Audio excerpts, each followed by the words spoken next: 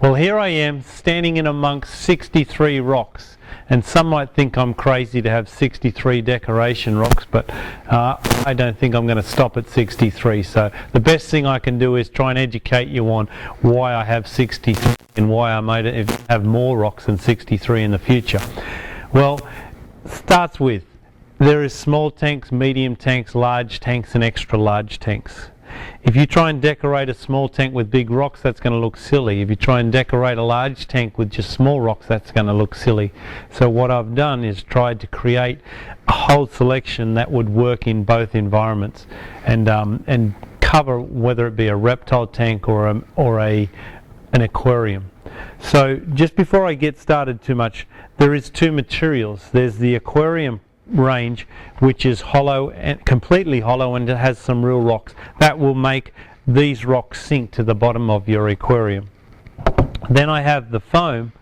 The foam, most of these, other than the holy rock, the white holy rock, all can come in this high density polyurethane foam. The foam is not as tough as the other material, but it is 40% less. So it has its advantages.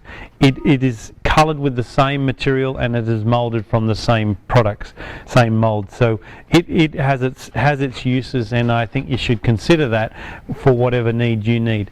If you try and put the foam in an aquarium, it will float. So the only thing you can do there, if you don't want it to float and you want to pay less, then you have to silicone it in place and then it will stay there.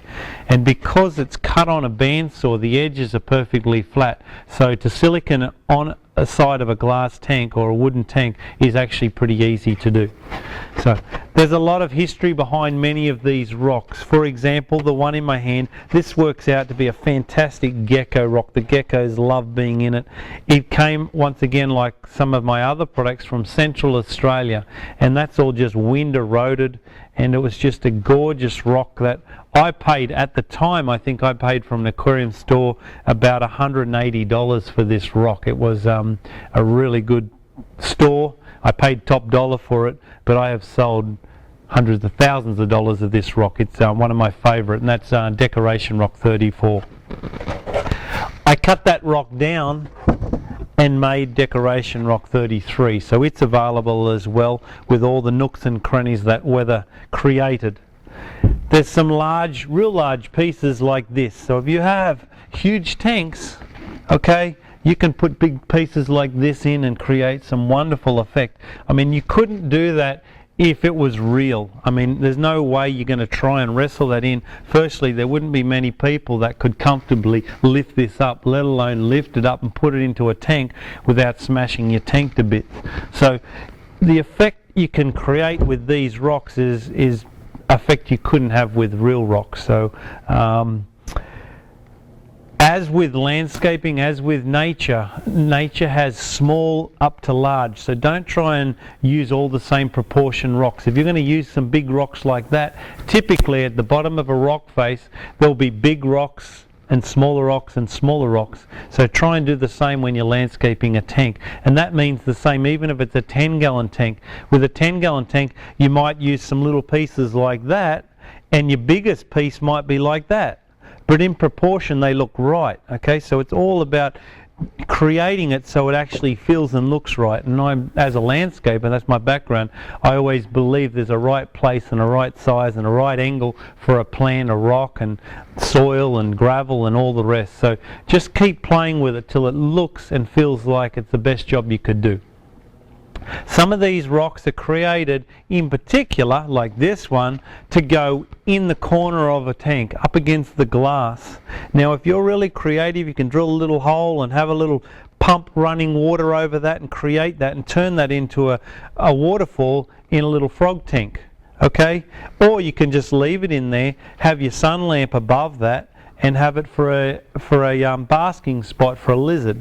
So really have fun with that. You can have fun with these, especially over here. This is some of the last rocks that I've made since being in the United States. And what you can do is start putting one on the bottom, one up on the wall, and really create some little caverns and crevices for the animals, and it just looks really like natural as can be. There's some others that are just flat. like this where it just goes flat on to one side of the tank, or you can nestle it into the bottom of the tank in the gravel on the bottom. So it's just one of many of these pieces that have got a lot of detail. If your tank's a little bit bigger, same piece as the other one, just made it a little bit longer. So it's got some phenomenal detail. Now I spent a lot of time trying to find rocks that I would mould. It's not like I can just go to a rock yard or go out into the bush or out into a creek or something like that, and I just pick up a rock and I'm going to mould that. I spent a lot of time choosing a rock to suit the purpose of what I'm trying to create. So whereas often what would happen, you go to a rock yard and you'd try and get a rock, well, there's not that many good ones to really make. So these are the best of the bunch in my opinion.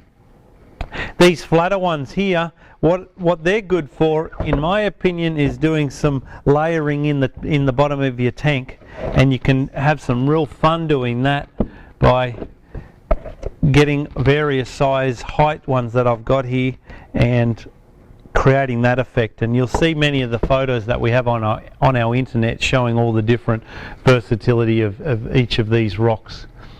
Some of the other ones like this, once again, quite a large piece, got some fantastic ledges for whether fish to swim under or animals to rest and sun themselves on. Okay, open at the back, goes against the back of the tank, and you can need quite a large tank for that. I think it's about 32 inches or roughly 30 inches long, so quite a big tank for that. The Holy Rock over here, the Holy Rock is a big seller of ours. You know, a piece like that, what would that probably have weighed? I think I moulded these all from real rock, and I think that was like 20 pounds on its own. So some of the larger pieces, they'd be like a couple of 100 pounds. Once again, very difficult to put into your aquarium and very unsafe. Often what happens when you start to rock up the back of an aquarium, one dislodges, falls, the point of the rock hits the bottom of the tank, now your tank's history.